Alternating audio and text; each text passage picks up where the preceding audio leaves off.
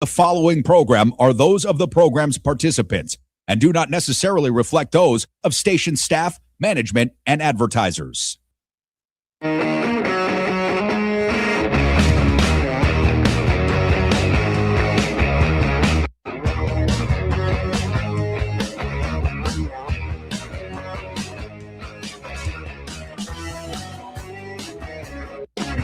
right, what's going on, everybody?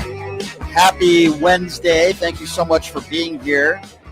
A lot of announcements to make, a lot of news to cover, a lot of audio to play, and we got some great guests lined up for you today as well.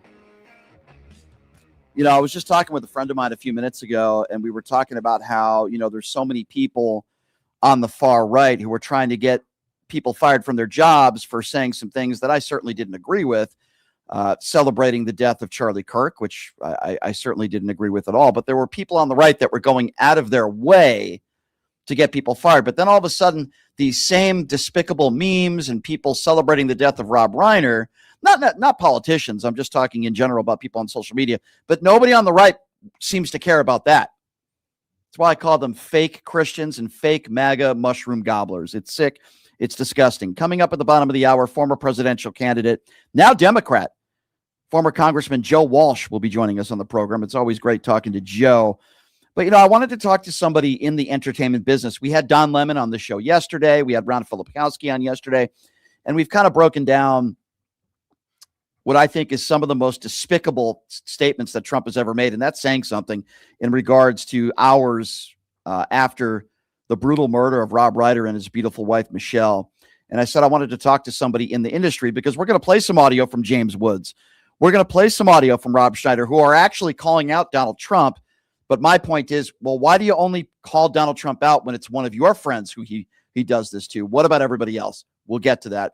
But joining me right now on the program, I'm lucky to call him a friend. He's a great guy.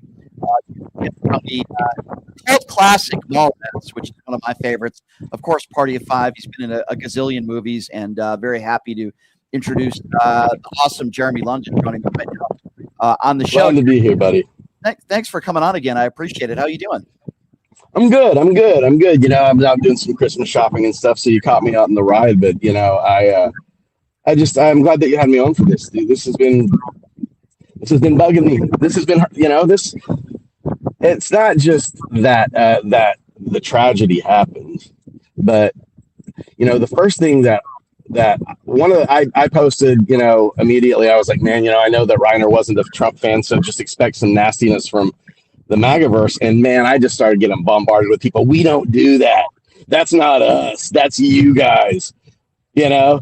And then started saying just the nastiest stuff to me, trying to defend themselves over not saying nasty things. So they're completely incapable.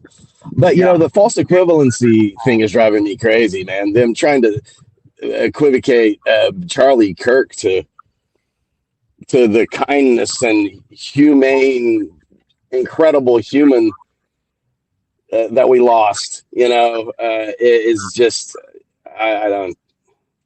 No, there's no comparison. I don't get it, man. I don't get it. I don't understand what's going on in the world right now.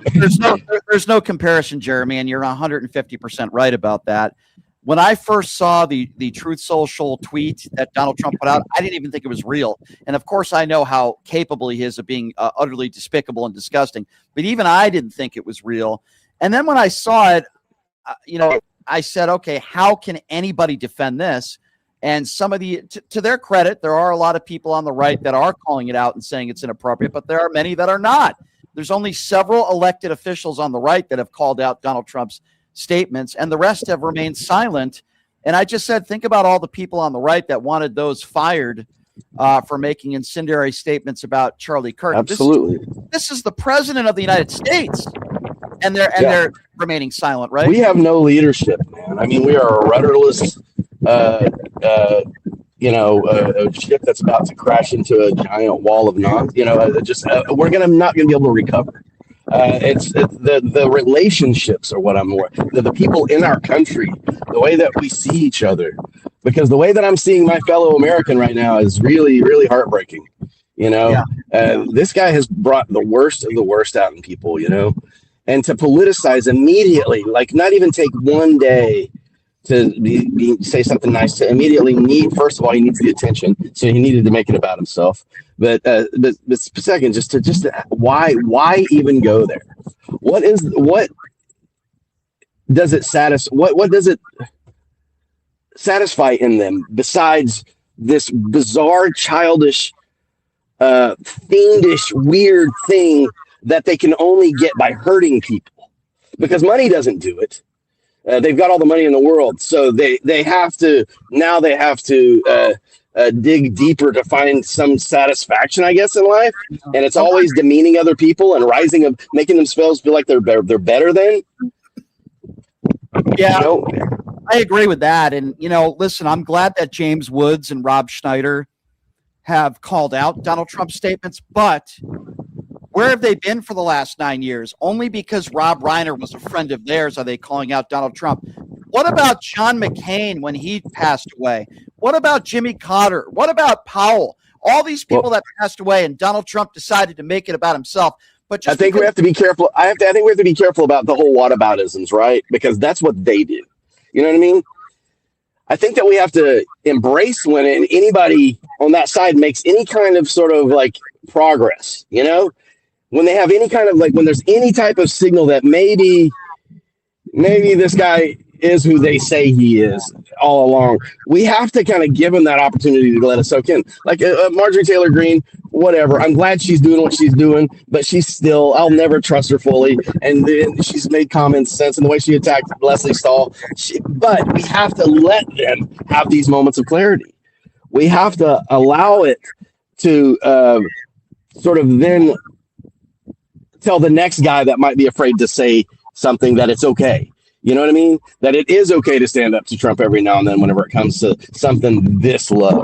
I hear you. I hear what you're saying. And yes, I am glad that James Woods and Rob Schneider are at least saying the right things when it comes to this. It's amazing to me that the circumstances of this, and they'll say, well, it was a political attack on Charlie Kirk. This was his own son. What does it matter? It's murder, okay? It's whatever you want to call it. It's murder. And Rob Reiner did so many good things for charity. And I wanted to talk to you about Rob Reiner, the human being who I had the opportunity to meet about 4 or 5 years ago in Las Vegas. He was so warm, so funny. In the short time I had the opportunity to talk to him, he helped so many people along the way, including James Woods, who said just yesterday that he saved James Woods' career. And he helped people that he disagreed with. He was pro-LGBTQ community. He raised so much money for charity. Yes, he did not like Donald Trump. Yes, he called out Donald Trump, but he never endorsed violence. He never endorsed any of the stuff that Charlie Kirk endorsed. And I know what people will say, Brian, what are you talking about? Charlie Kirk stood for bigotry and hatred. But on the day that and the days after that Charlie Kirk was murdered, I would never celebrate his death. In fact, it was the opposite. I felt for his family and everybody that was there. And it's just the opposite you're seeing from so many in the MAGA world. Now, there are people in the MAGA world, thank goodness, that are calling out Donald Trump's words. So I do appreciate that. But I don't think there's enough elected officials, Jeremy, that are calling it out.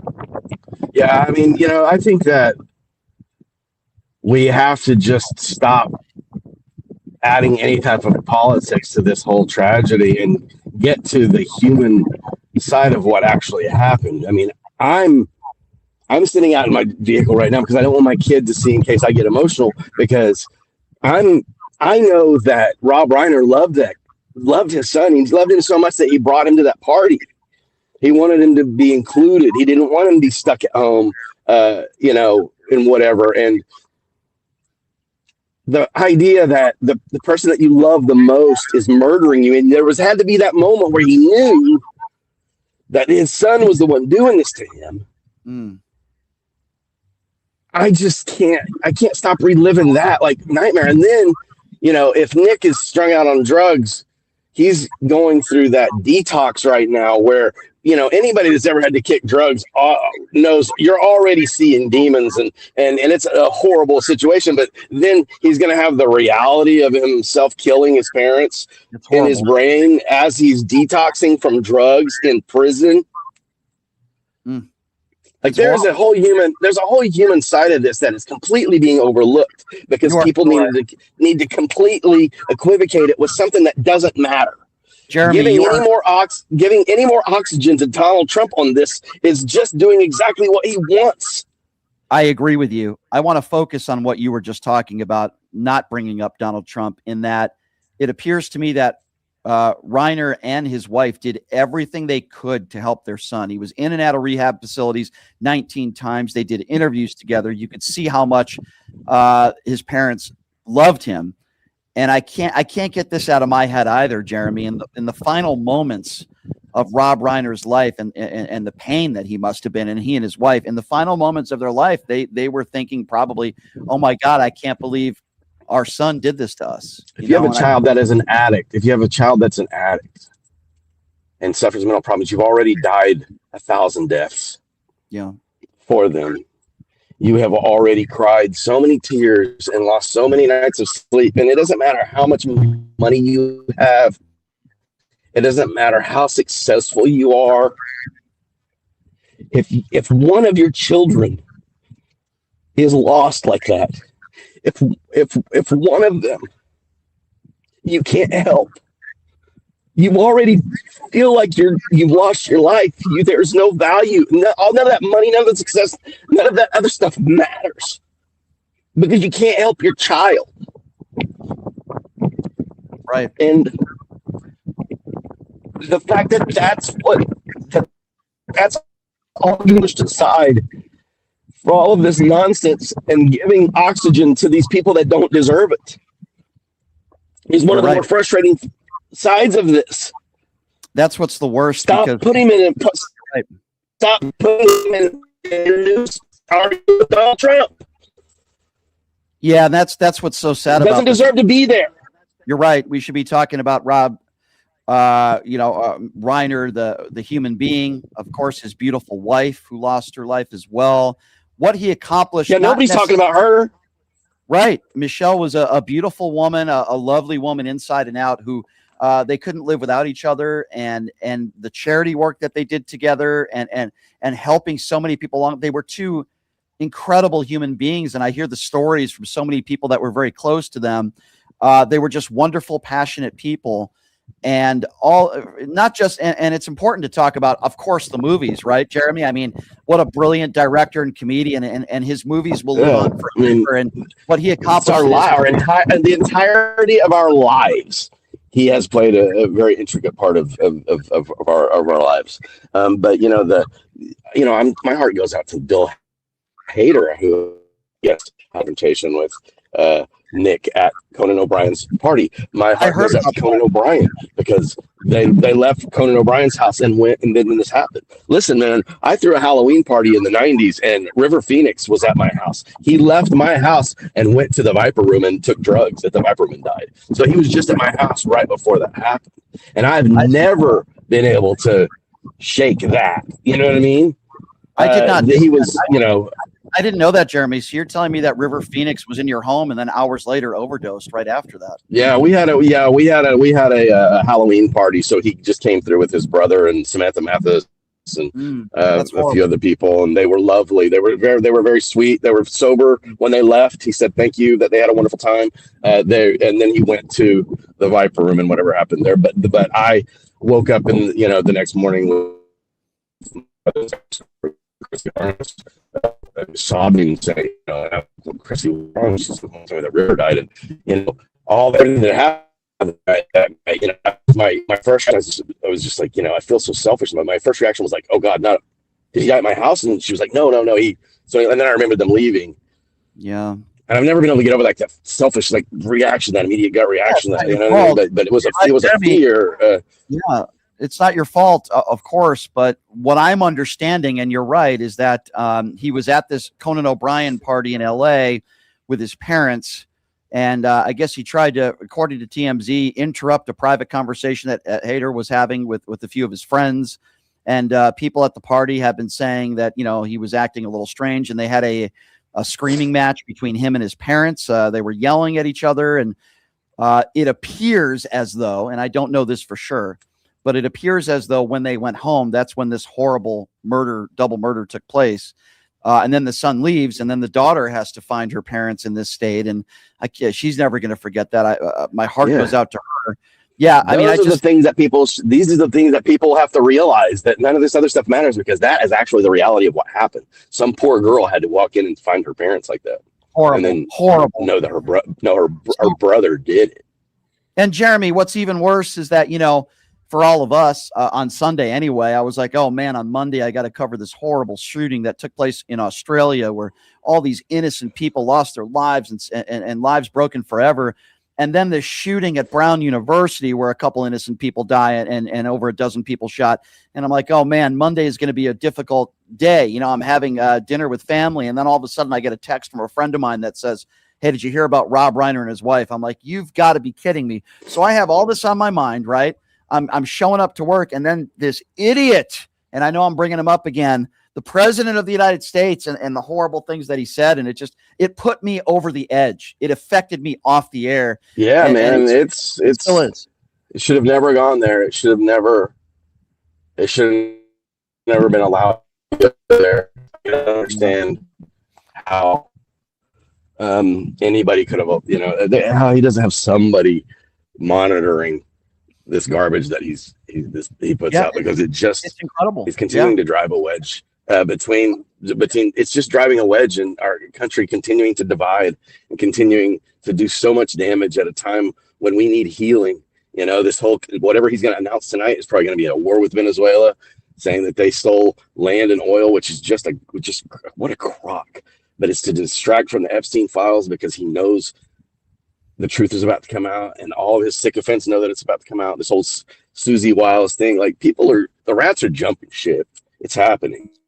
It is. You're right. What kind of damage is going to be done in the process? I predicted the midterms were going to be sort of we finalize a lot of this, but what's going to happen between now and then? That's a good point. Can you put in perspective? We've talked obviously about Rob Reiner, the human being, but can you just put into perspective, you being an actor your whole life, what Rob Reiner meant to you and so many others in the film industry? Because obviously his movies are just so brilliant. He was such a brilliant actor too, and comedian. What I'm just curious, like him, Rob Reiner, not just the person, but the filmmaker. What did he mean to you? Well, I don't think most people even realize how many movies he directed, and but also produced and helped just bring to life.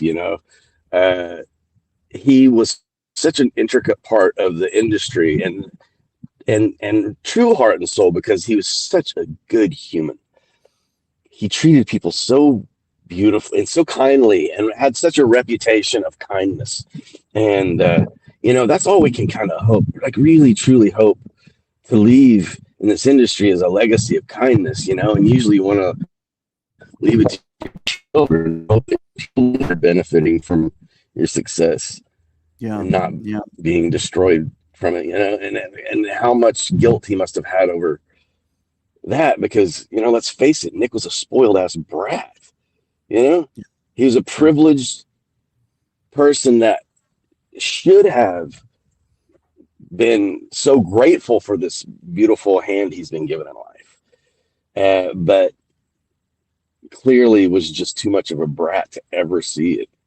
And it just shows that we all have a human story. There's a human story behind every person that's out there. Every personality you see, they have family problems. They've got family issues. They have families. And now he's going to be in jail for the rest of his life. Yeah. It's just a tragedy all around. It's the Reiner family legacy is as old as Hollywood. And it's never been marred. It's never been tainted. It's never been anything other than, just what would Hollywood do without the Reiner legacy? It's always been a backbone of this, of who we all achieve to want to be a part of. We want to be a part of those. I want to be an actor because of Rob Reiner's movies. Right. The magic that I felt from The Princess Bride made me say, man, I would love to be able to do that for other people. I'd love to have that opportunity. It's so sad to bring some magic to other people. to talk about him in the past tense now is extremely sad. And I'm glad that there are some people on the right that are speaking up and calling Trump's comments for what they are. But I also think it's important. And you're right. You made a good point. I don't want to be too hard today on James Woods or Rob Schneider. You made a good point, which is, listen, these two were friends with Rob Reiner. They're on opposite sides of the political spectrum, but they are telling their story of the person, how Rob Reiner helped them in their careers. And I do think that's very important. And at least, even though I don't like personally Rob Schneider or James Woods, I don't think they're good people. But in this aspect, you don't have to. I think you're right. Yeah, but I think you're right. I think you made a really good point. Is that we need to give them a little bit. We have to stop tearing each other down, man. We have to stop tearing each other down. Mm-hmm. You know, we have to allow for any type of positive progress and just let it be and let it alone, let it go. You don't have to give them praise. I think that's wrong. But acknowledging it as a positive is good. You know, they don't get praise until they've really, come forward and said, man, we screwed up. We were wrong. They're not going to do that. But they're narcissists. They're malignant narcissists. It's never going to happen. It's never going to happen. But at least Rob Schneider and James Woods and some others in the entertainment industry that are on the right, not enough, but some are at least coming forward and talk about how Reiner, they're using the word patriot. James Woods used that. And the more we say thank you to those guys, the more people that will come out of the woodwork. People are afraid to come out and voice it because they say, you know what, it's not going to do us any good if we're going to be attacked anyway. I think it's important. You know what I mean? I think you're right. I don't disagree with you, and I think you made a really good point there. Jeremy, I really do appreciate you coming on and telling your story. Thanks for having me. I had no idea about that River Phoenix story, so this certainly has to hit home to you. You can imagine what Conan O'Brien and everyone else at that party going through in the last. I didn't really know River. I had only met River that night. He came through for the party and then left and said thank you and all that. I didn't know him, but a lot of the people that were at my party did. He would have been the Tom Cruise of our generation. I don't think there's any brilliant actor. It was.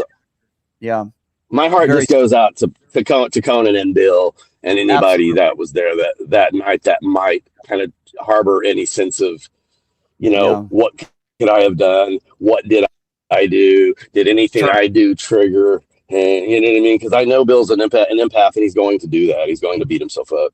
He's going to blame himself. These are good people, and you're right. I do feel for them as well. Jeremy, I always appreciate it. You're a good friend, and even in our private conversations, you're always been there. So I appreciate you, and I appreciate you coming on, my friend. And we'll catch up to you soon. If I don't talk to you, I'm sure we will. Have a great holiday, you and your family. Okay. Yes. Merry Christmas to everybody. Happy holidays. All of that. Love your family. And I'm taking my son up. He's going to see New York City for the first time during Christmas. So that's cool. Excited that's to awesome. be in Central Park. So I love to do that. A little long road trip. So we're getting him bundled up. Took the trip to REI, got him bundled up, and ready to hit the road. I love it. God bless everybody. Seriously. All right, God bless you too, Jeremy. I appreciate you, man. I love you. Thanks for coming on. Love you too, bud. Appreciate it. Care. Jeremy London, everybody. I grew up with his movies. Somebody else that I'm very grateful that I've become friends with. He's a wonderful person. He really is. He's a wonderful person. And gosh, I didn't know that River Phoenix was at Jeremy's home for a party hours before he overdosed. I never knew that.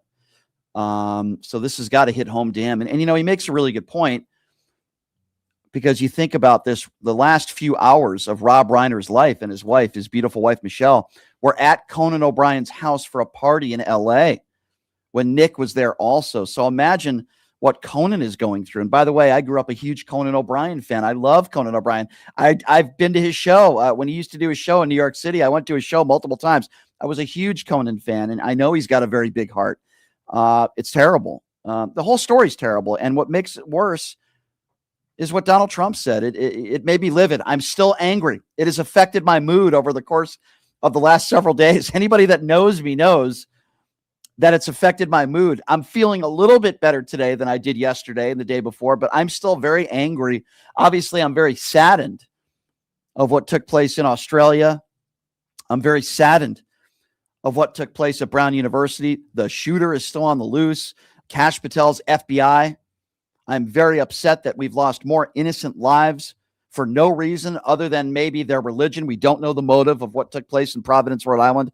Maybe we will, maybe we don't. Sometimes you never know the motive. That's another thing people don't seem to understand. The shooting that took place in Las Vegas, where over 60 people were murdered, nobody has a motive. Nobody knows. Sometimes people go crazy and you don't know. Now, obviously, we have a motive in Australia that was targeted towards Jewish people. It was a hate crime, right? By a father and son duo, allegedly by ISIS. We have a motive there, but all I'm simply saying is sometimes you never get a motive. Sometimes people are just nuts. They're just crazy, and they want to take down as many innocent people as possible, right? So that's the point I'm trying to make. We might never get a motive, especially if you don't find the person. So we'll have to wait and see what happens there. But I meant what I said over the course of the last couple of days, Monday and yesterday. I meant what I said, which is if you're defending Donald Trump's statements in any way, shape, or form, you're just a despicable human being.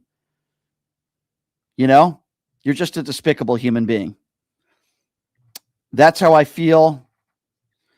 And I'm just very saddened at everything that has taken place. And we're going to play some audio. Listen, Jeremy has changed my mind a little bit. After we speak to Joe Walsh, we're going to play you some audio from Rob Snyder and James Woods, but I'm going to take a step back. Yes, I wish they would be more outspoken about other times that Donald Trump has trashed people that have lost their lives that maybe are not friends with James Wood or Rob Snyder, but I am going to give them a little bit of grace today because at least they're saying the right things. I do appreciate that. And Jeremy is right. So I'm going to try to do my best not to be upset and give grace. And same thing with Marjorie Taylor Greene. I am not a Marjorie Taylor Greene fan. I never have been.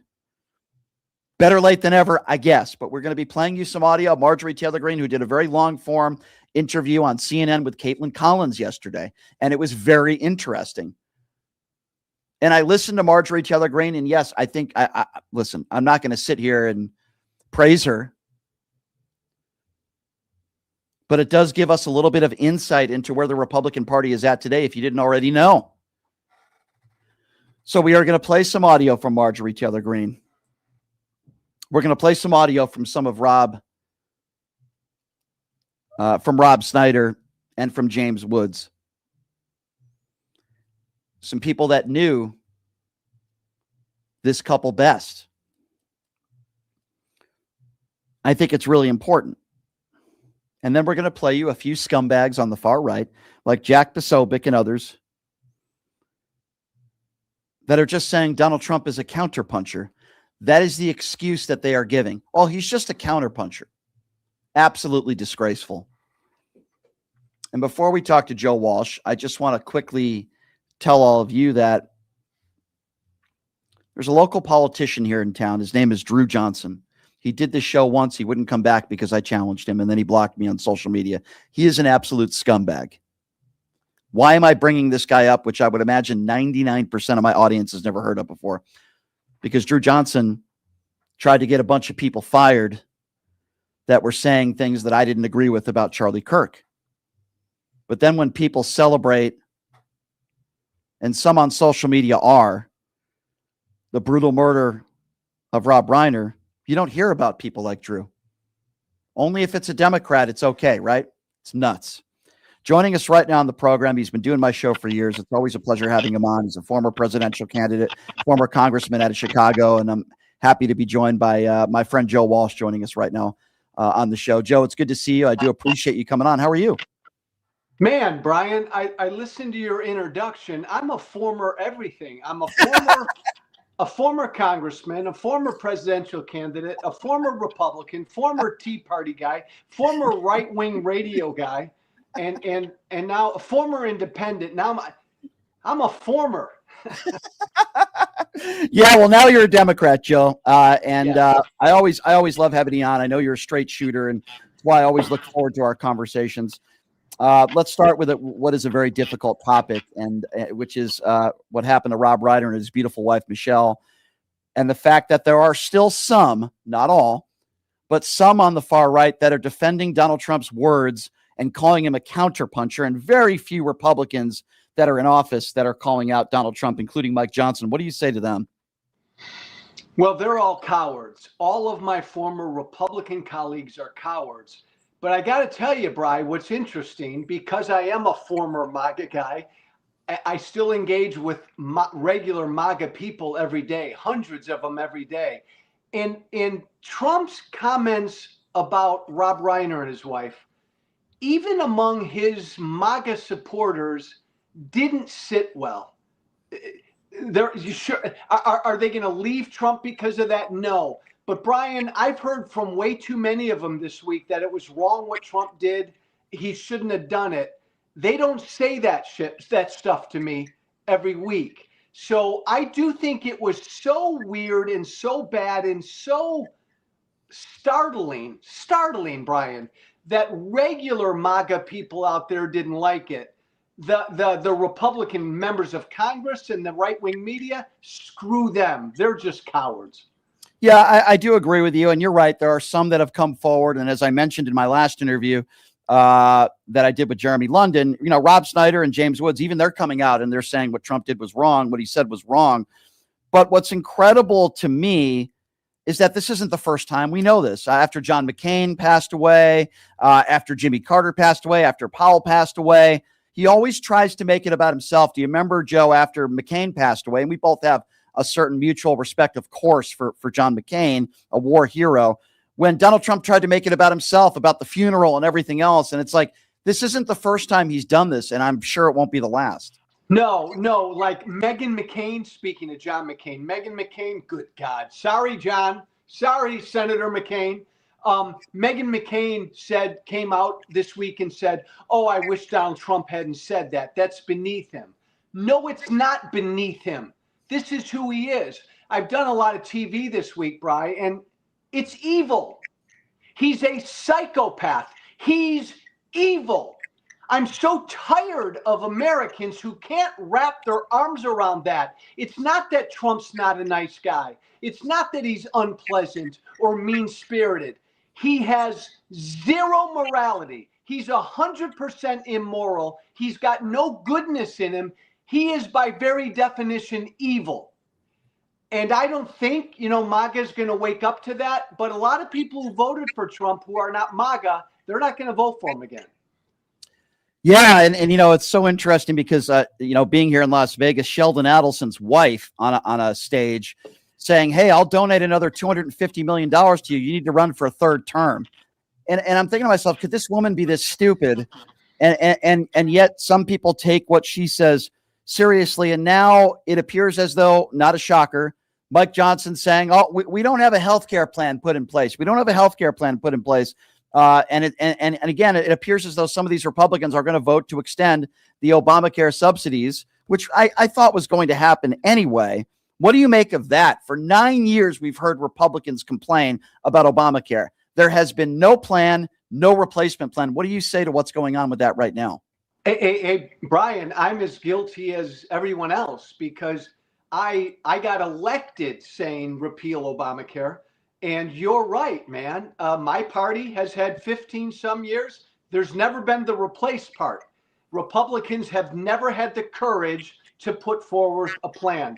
Look, I don't trust what Marjorie Taylor Greene is doing right now. I don't know what her game is, but she's still hardcore MAGA. And she's wrong when she said yesterday that it's all breaking up. Like, what was the phrase she used? Like, like Trump's going to become a lame duck. Yeah. Say that again, Brian. The dam is breaking. I think. Yeah, the dam is breaking. Yep. BS. No, Donald Trump is the leader of the party. Any Republican who wants to win a primary in 26 or 28 is going to have to worship him. Donald Trump will anoint his successor. As long as Trump's alive, he's the leader of the party. But what's happening is underneath Trump, the coalition is all breaking up and tearing at each other. They're all still allied and they pledge allegiance to Trump, but they're fighting among themselves because they're going to get their butts smoked next year, Bri. I certainly hope so, and I tend to believe you on that. You've been very critical of J.D. Vance, rightfully so. So have I. What do you make of J.D. Vance yesterday saying that the economy is A+++, going and to what exactly Donald Trump said? What do you make of a J.D. Vance who says the economy's great, everything's fine, give it a little bit more time? It's going to take some time. When Donald Trump ran on, I'm going to fix basically everything on day one. Here's what I think of J.D. Vance. Donald Trump is an idiot and a pathological liar. So when Trump says the economy is going great, our response is he's an idiot and he's a pathological liar.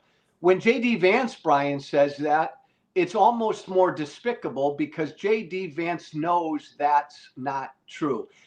Susie Wiles, the chief of staff, said it in this expose. Basically, she said J.D. Vance only began to support Trump 5 years ago to get himself elected. He's a conspiracist, she said. J.D. Vance is a scary public figure, Brian. I mean that as someone who knows him a little bit. He's a frightening public figure because he's so good and smart at what he does. I certainly agree. I've made the case that I think J.D. Vance could even be more dangerous than Donald Trump. I'm wondering, you've been in a lot of classified briefings in your time as a congressman. What do you make of the fact that Pete Hegseth refuses to release the second boat strike to even Congress, let alone the public? They have pretty much released every other boat strike, but they refuse to release this one. I wonder why. What do you make of that, Joe? They're hiding something. End of story. They're hiding something. There's something there. And look, every Democratic face that's come out of some of these private briefings, classified briefings, even some Republicans, but every Democratic face has been ashen, like, oh my God, what I just saw. That's not who we are. I say this, Brian, whenever I'm on TV or out public speaking as a brand new Democrat. The most important reason the Democrats need to take back the House and the Senate is because we need to have a Congress again. We need to provide oversight.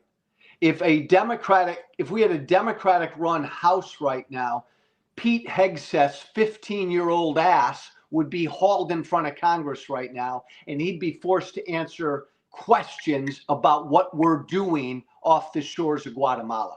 Yes, I agree with you. Speaking of answering questions, Jack Smith is in a private meeting with members today. He wanted it to be public. The Republicans obviously did not. What do you make of that? And what do you think that would be like if you were a fly on the wall listening to Jack Smith today? I'll tell you what, Brian, that says everything, right? Jim Jordan, my former buddy, Jim Jordan doesn't want Jack Smith in public. We know why. I can't tell a lie. I wish I could. I can't. I've been so sad all day, Brian. Yeah, me too. Because Jack Smith's testimony has been a reminder to me.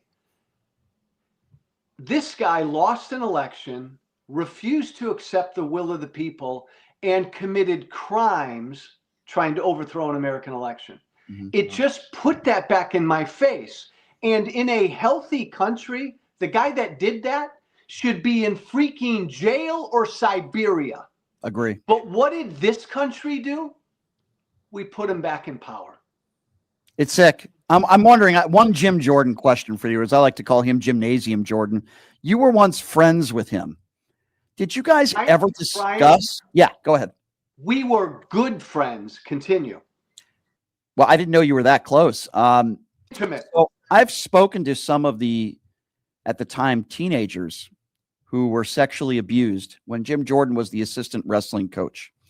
Did you guys ever have conversations about that? No, my term with Jordan was prior to that story breaking. Gotcha. So none of that was out. None of that was public. The evidence, Brian, is overwhelming that Jordan knew of it and turned the other cheek, and maybe even allowed it to continue. And go ahead. I'm sorry to interrupt you. I was just saying, when you guys were friends, I would assume he never brought this up, but did you ever get the sense that he was a complete two-faced phony, that he was so partisan that he, did you ever get that sense when you were that close to him? So, Brian, that's a great question. And it's a good, hard question for me. And that's what I appreciate about you. That's not a softball question, because that also calls into question, well, Joe, who the heck are you? That's a good question, Brian. What I knew about Jordan was he was a fierce partisan. And back in that day, I was pretty partisan as well. Like, he would tell me back then, Joe, I know Trump's a bad guy, but the Democrats are evil. And so I don't care if my coach or quarterback is a bad guy. We have to defeat evil. I also saw too much with Jim Jordan wearing his Christianity on his sleeve that I wasn't comfortable with. And I kind of I look the other way with some of that. Do you really? So he really believes that, you think, when he thinks that all Democrats are evil? He really believes that? You and I have talked about this before. What is their motivation? All of my former colleagues who do think Trump's a piece of you-know-what, they all justify it in different ways. Jordan's justification is, and Brian, he was a Division I badass wrestler. Mm-hmm. Jim Jordan, when I knew him, and still, he's one competitive SOB. It was all about, I have to win. I have to pin you to the ground and win. So Jordan's motivation for getting on the Trump train was, I don't give a damn about him. He's my coach. He's on my team. That other team needs to be defeated. End of story. They're bad. They're evil. That's what Jim didn't think for himself a lot. He was like a robotic athlete who did what he was told. Really sad. And there's a lot of other Jim Jordans that are Republicans that are in Washington, D.C. right now. And it's really unfortunate. I don't know how we're going to get past here the next 3 years or so. But I know Joe Walsh is on the right side of history now. And I guess that's what's important, right? There's more people like you that are on the right side of history now. But, hey, and I say this in a serious vein, Brian, because people like you, even when I was making my change, people like you opened your door and allowed a conversation to begin. And if people like you on TV and radio and podcast hadn't welcomed a Tea Party gangbanger like me and at least given me the time of day, this would have been a tough evolution to go through. And let me be very clear on this, and I've said this publicly and privately, for the Democrats out there that don't want to accept you, I think they're wrong. Just because you don't agree with someone on policy, I don't agree with you, Joe, on everything policy.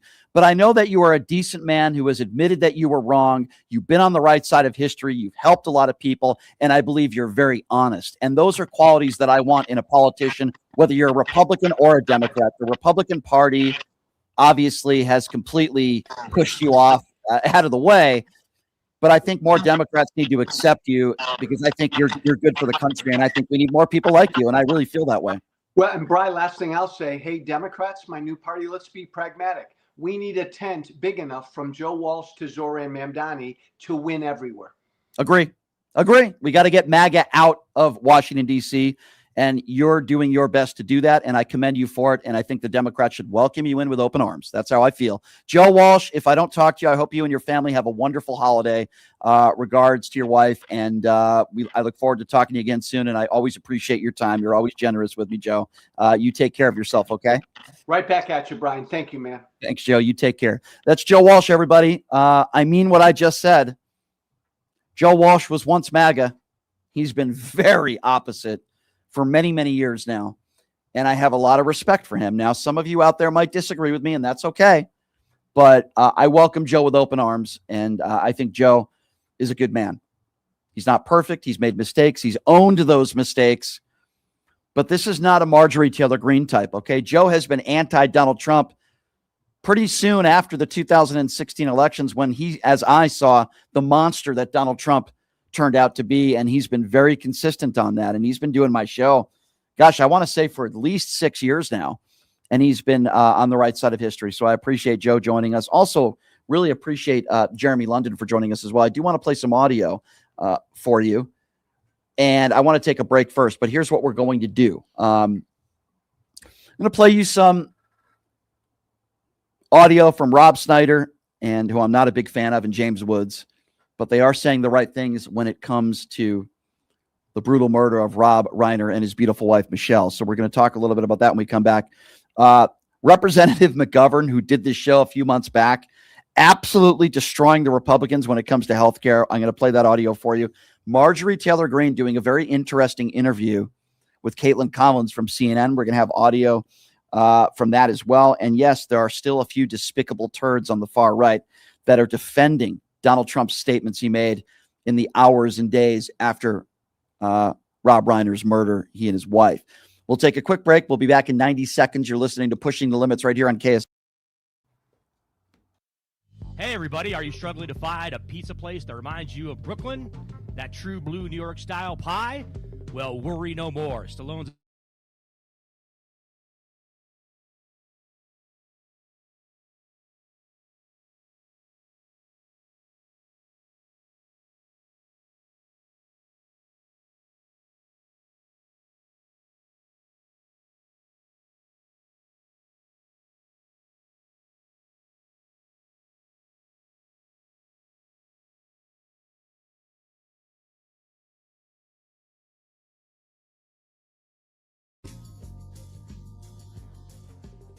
Here's the deal. The country's a mess, and America's youth is stuck at the center of a tug-of-war between propaganda, billionaires, and political clowns who think TikTok is a national security threat, yet can't open their own email. But the real threat that keeps them up at night isn't TikTok. It's the power of the youth vote, and that's what the Unfuck America tour is after. We're traveling the country, hitting campuses and cities, exposing the right wing's playbook and calling out all the tricks they use to hook young people. We saw the youth vote shift in 2024, and if we don't reclaim that momentum now, we lose the future, our future. We're not bankrolled by billionaires, corporations, or dark money. We're backed by regular people like you, who won't sit back while the rich strip this country for parts. We need you to help us stay on the road to push back against the misinformation machine. Click the link in the description or head over to unfuckamericatour.com to donate, because nobody else is coming to fix this mess. You are way too smart, way too talented, way too good to be where you are. You are meant to be making way more money, feel way hotter in your body, and having way more fun. Hi, I'm Nicole Mitchell, and I'm a life coach. I help you get hotter and richer. If that is what you're looking for, you can find me at NicoleMitchell.com. My name, Nicole, is with a K, NicoleMitchell.com. You can reach out to me on my website or on Instagram, and I will be happy to be in touch and figure out what you're looking for and how I can support you in getting there.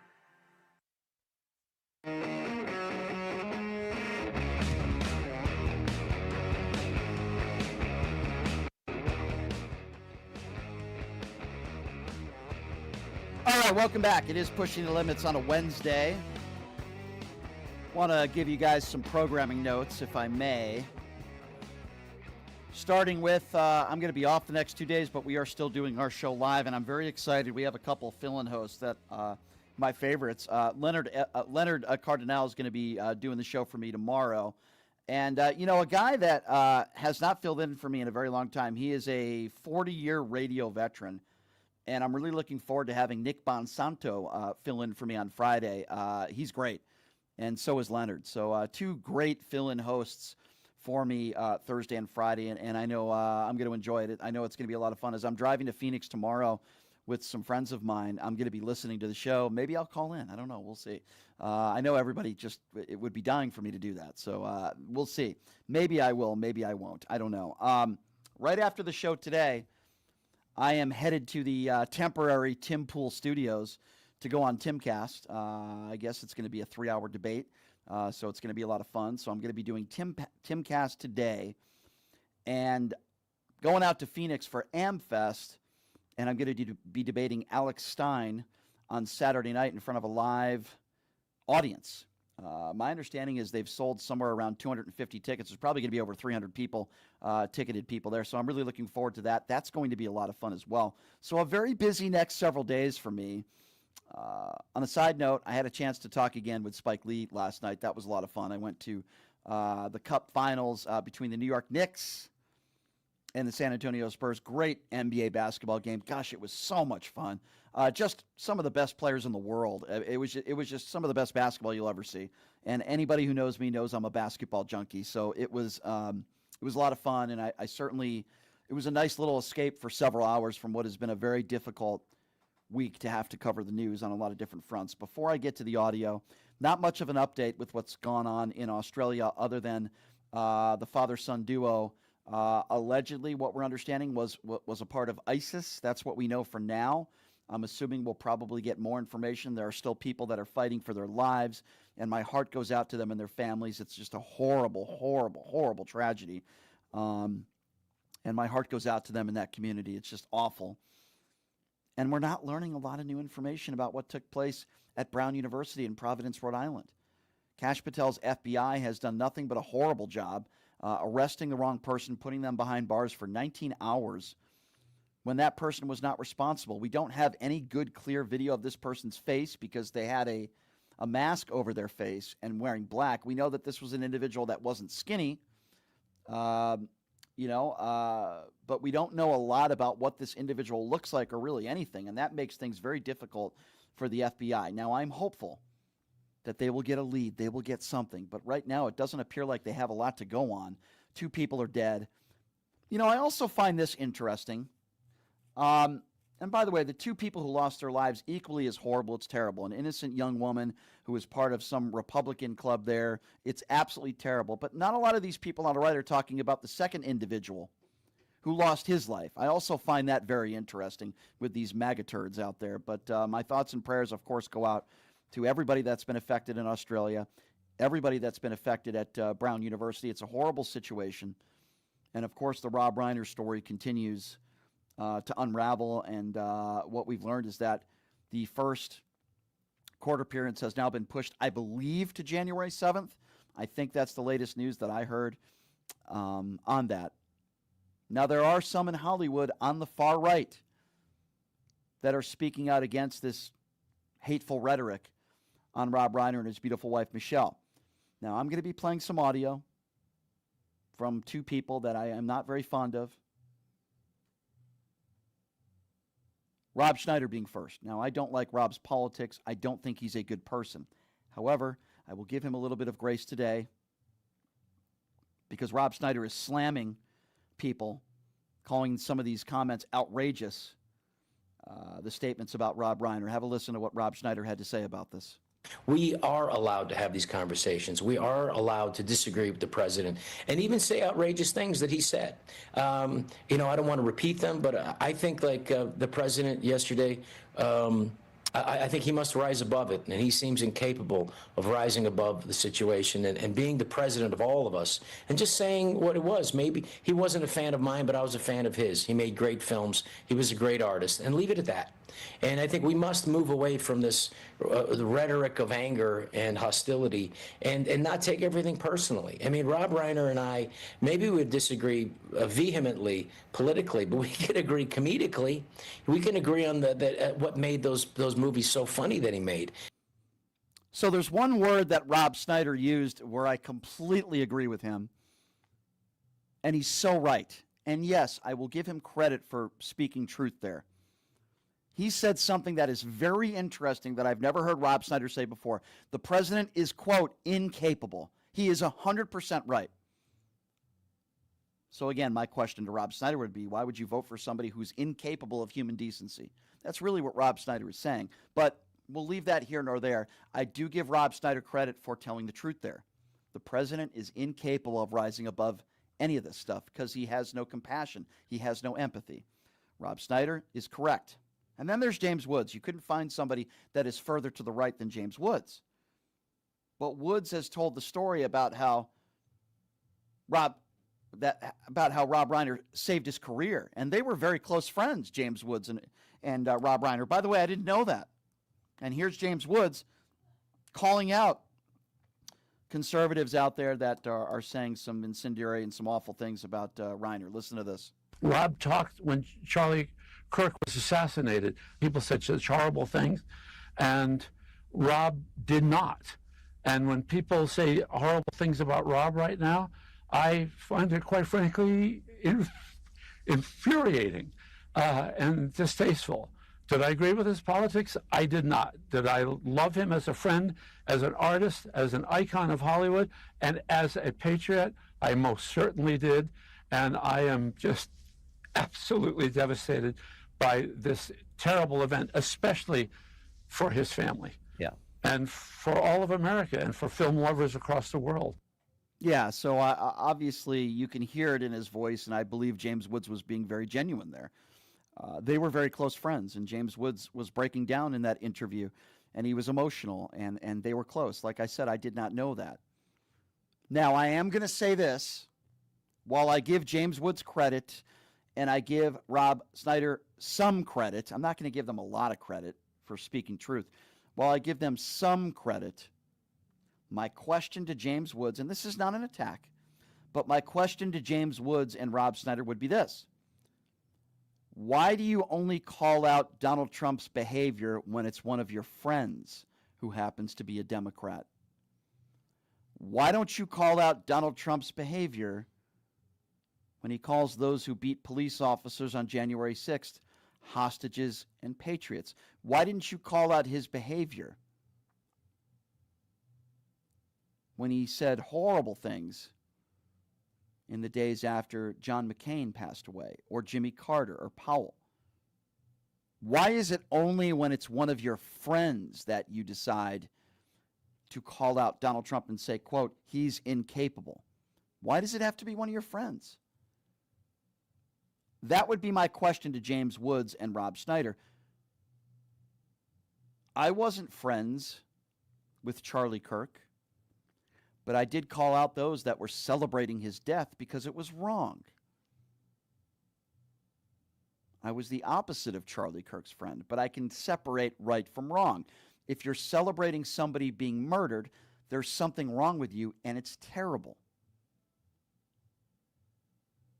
So that is the question that I would ask James Woods and Rob Snyder. While I'm happy that they're saying nice things about Rob Reiner, which are true, of course, while I'm happy that they're calling out Donald Trump, it's not enough. So here's my message to James Woods and Rob Snyder. I don't expect you to become Democrats. I don't expect you to call out Donald Trump for everything, but maybe in Rob Reiner's, in his honor, maybe call it out just a little bit more. I'm pretty sure Rob Reiner would be proud of you for doing that. That would be my ask to James Woods and Rob Snyder. Maybe in his honor, call out Donald Trump a little bit more. Somebody who is definitely calling out the Republicans is Representative McGovern. If you're unaware, Mike Johnson has suffered a massive defeat. Now, even though this still has to clear the Senate, this is certainly what Democrats have been wanting. Johnson has essentially lost control of the gavel after the Epstein stuff, and now it appears as though Republicans, at least enough of them, have voted to extend the Obamacare subsidies, which is, again, a big defeat for Mike Johnson. But I want you to listen to this audio of McGovern, because I talk about this all the time. In fact, I talked about it last time I did the Tim Pool show, the fact that MAGA Republicans have been complaining about Obamacare for how long now, but yet there's no replacement plan. And Donald Trump has said there's one coming in 2 weeks, there's one coming in a month, there's one coming in 2 months. Have a listen to McGovern just absolutely destroy Republicans on this issue in the House chambers. But the truth is they've always said they have a plan, but they've never had a plan. Let me just go through a list of things here. In February of 2016, then presidential candidate Donald Trump said, we're going to replace Obamacare with something so much better. Nothing followed. On February 27th of 2017, the president said, we have a really terrific, I believe, health care plan coming out. Never did. May 10th, 2018, Donald Trump said, but wait till you see the plans that we have coming out literally over the next 4 weeks. We have a great health care plan coming out. Nothing happened. At a press gaggle near Air Force One in May of 2019, he said, we're coming up with a great health care plan. We're going to have a fantastic health care plan that's coming out in the next 4 weeks. Nothing ever materialized. June 16, 2019, the president said, we're going to produce a phenomenal health care plan, and we already have the concept of a plan, and it will be so much better health care. Yeah, well, we'll be announcing it in about 2 months, maybe less. Nothing happened. Fox News interview, the president said, we're signing in a health care plan within 2 weeks, a full and complete health care plan. Nothing happened. July 2020, the president said, Well, we're going to be doing a health care plan. We're going to be doing a very inclusive health care plan. I'll be signing it sometime very soon. It might be Sunday, but very, very soon. Nothing happened. August 3rd, 2020, the president says we're going to be introducing a tremendous health care plan sometime hopefully prior to the end of the month. It's just about completed. Nothing. September 15th, 2020, the president says you're going to have a new health care. We have a whole bunch of alternatives to Obamacare that are 50% less expensive and are actually better. Nothing. It never happened. September 10th, 2024, ABC News presidential debate. He says, I have concepts of a plan. You'll be hearing about it in the not too distant future. Nothing happened.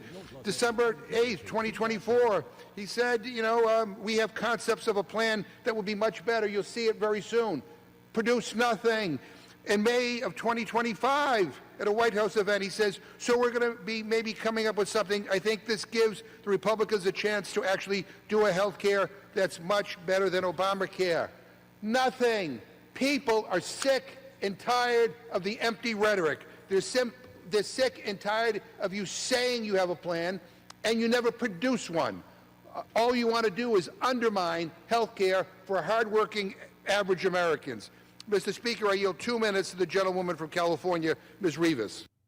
But the truth is... So let me just be very clear. That was an absolute ass whooping. And McGovern is 150% correct. They've been complaining about this for decades and decades and decades about our healthcare systems, especially when a Democrat is in office, even when a Republican's in office, but yet they have absolutely no replacement plan. It's insane.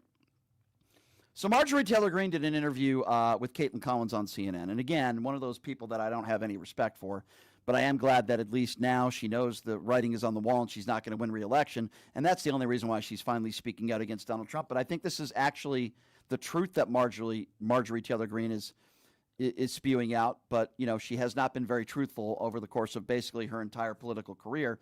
But Marjorie Taylor Greene is now talking about the midterms, and she's talking about how she feels it's going to be very difficult for Republicans. And I think she's right about this. Have a listen. Do you think in 1 year from now, Mike Johnson will be the Speaker of the House? 1 year from now, I think that's hard to say. I think the midterms are going to be very hard for Republicans. I'm one of the people that's willing to admit the truth and say I don't see Republicans winning the midterms right now. So that doesn't bode well for Mike Johnson. Well, I tend to agree with her. It doesn't bode very well for Mike Johnson. I don't think it bodes well for the Republicans in general as well. This is the part where she talks about the Epstein victims. Have a listen to this. You mentioned the few places where you've broken with him, including on the Epstein files and having those released. The DOJ deadline is Friday. And Susie Wiles was actually pretty critical of the Justice Department's handling of this so far. She said there is no client list, and it sure as hell wasn't on Pam Bondi's desk. Why do you think the Attorney General said that it was then? I'm not sure. I don't have specifics on that, but I've listened to the women themselves. And the women themselves, a smaller portion of them, which is, there's a lot of them. They think there's around 1,000 victims. But a smaller portion of these women say that there is a list of men, rich, powerful men, that they were passed around to. Now, that's a list that they have kept to themselves, frankly, because they're terrified. These women don't have money to pay attorneys if they get sued. Every expense comes out of their own pockets.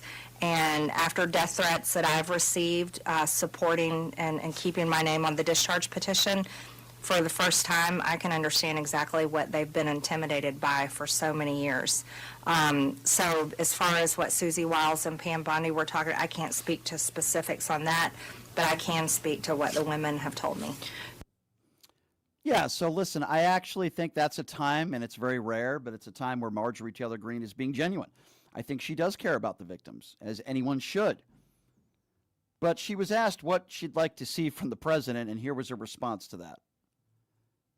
On a affordability, the president is going to address the nation tomorrow night. He says to talk about, basically what a great year they've had since he returned to office. Do you want him to hear him say there's no inflation like he did last week, which is not true? It's not true. Inflation, of course, reached its highest point during the Biden administration, and Americans know that. Inflation has steadied around 2.5%, so he can't say there's no inflation. However, what I would like to see from the president is empathy for Americans. Donald Trump is a billionaire, and he's the president of the United States.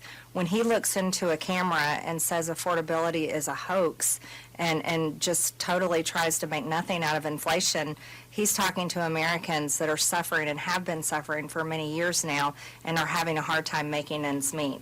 And so that's not the right message to tell Americans. Yeah, so we had Joe Walsh on a little bit earlier today, and we were talking about Marjorie Taylor Greene's verbiage, and she said the dam is breaking when it comes to MAGA. Now, I think it's been breaking for quite some time now, because when Donald Trump said the war would be over within 24 hours, we know a year has passed, and that is not the case. He said he'd be lowering inflation on day one. Inflation has been going up for 5 months straight. A lot of people losing their job. The private sector growth is non-existent. But here is Marjorie Taylor Greene talking about the dam breaking. Have a listen to this. It's clearly also really tragic just for the Reiner family. Oh, yes. I mean, you have no problem calling out what the president said, but why do you think other Republicans have struggled to do so? I can't comprehend it, but Caitlin, I'd like to point something out. Just last week, and I think the dam is breaking.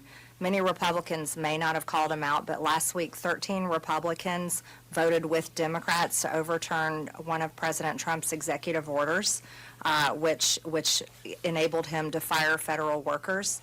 We also saw Indiana Republicans vote against redistricting. He didn't call any of them traitors and call for primaries against them.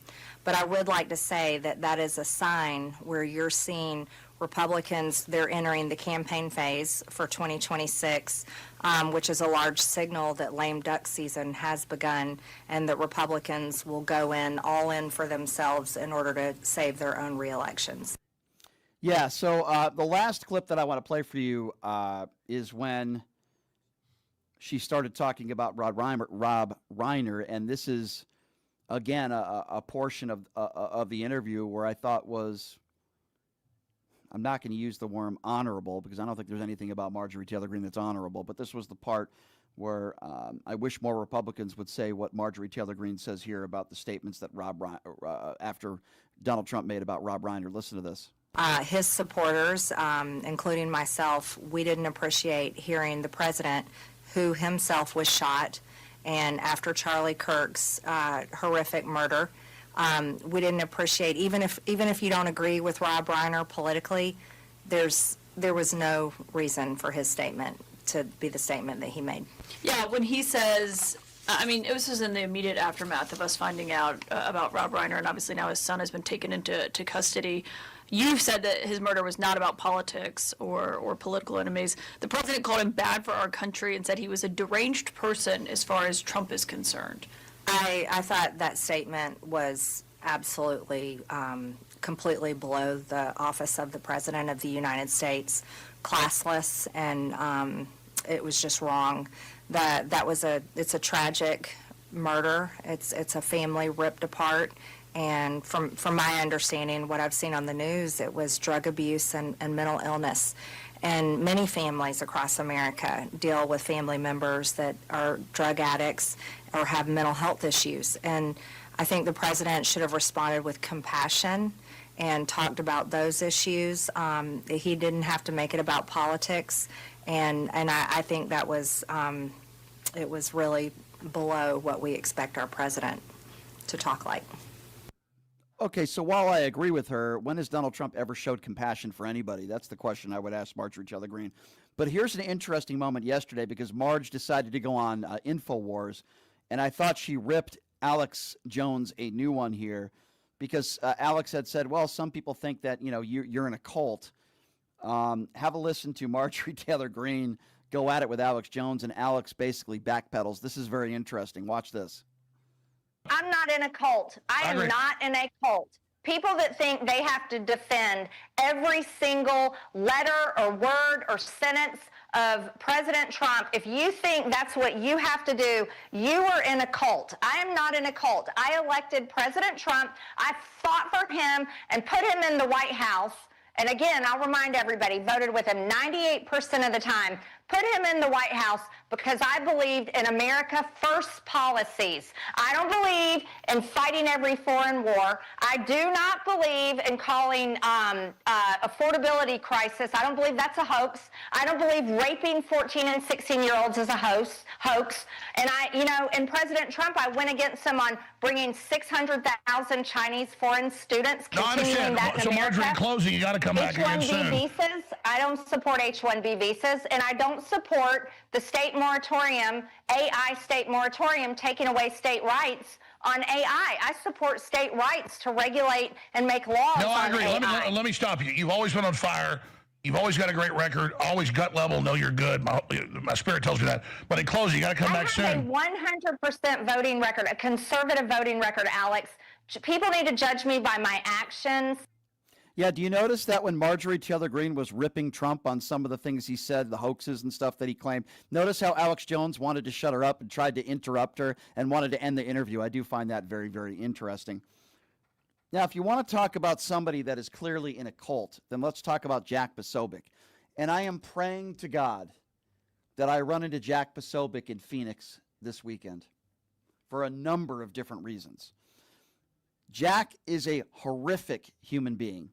He is the person who started the Pizzagate lie, okay? Which, by the way, that was a complete and total lie, and people's lives are in jeopardy. Somebody showed up with a pistol at that pizza restaurant. Thank God nobody was injured.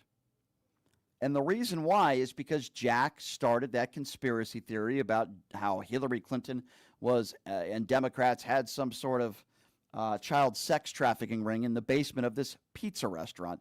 There was no evidence. There was nothing there. It was a complete lie. Jack Posobiec is the same guy who calls himself a good, wholesome Christian when, while being married, he opened up a Bumble dating account. He first lied about it, and then he admitted it. So should we be surprised that the person that has absolutely no moral compass, who is so far up Donald Trump's bottom,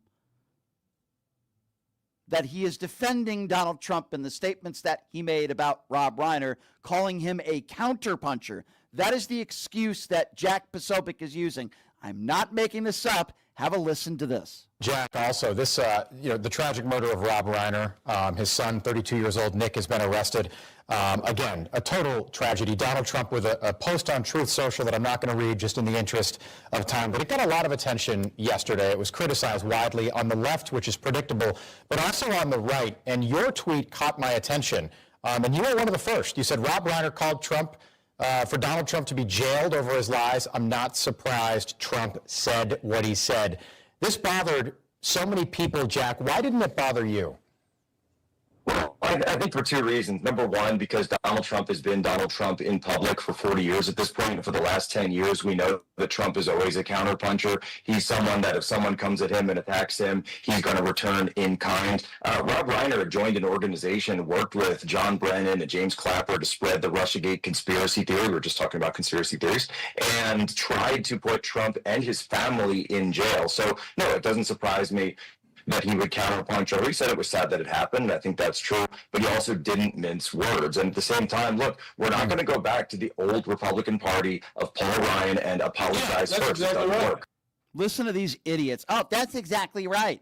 What a bunch of cowards and pieces of human scum to call Donald Trump a counterpuncher. First of all, Donald Trump has never been in a physical confrontation in his life. He's the guy that dodged the military. So let's just call him what he is, a draft-dodging coward. He's not a counterpuncher, okay? He counterpunches KFC every day. He's a slob. He's a fat slob is what he is. So let's just start right there. He's not a counterpuncher, and he's not a fighter, okay? Number two, Rob Reiner never tried to put Donald Trump in jail. He criticized Donald Trump. He said he deserved to be in jail. But guess what? That would be like saying Donald Trump is trying to kill Democrats, because he did say specifically that some of these Democrats should be hung. He did say that, including Mark Kelly. So don't you, and by the way, Donald Trump is the president of the United States. Rob Reiner is an actor, was sadly an actor and a director, not the president of the United States. I think we should hold the president maybe to a higher standard. Yeah, I agree, Jack. We shouldn't be surprised because this man has no morals just like you.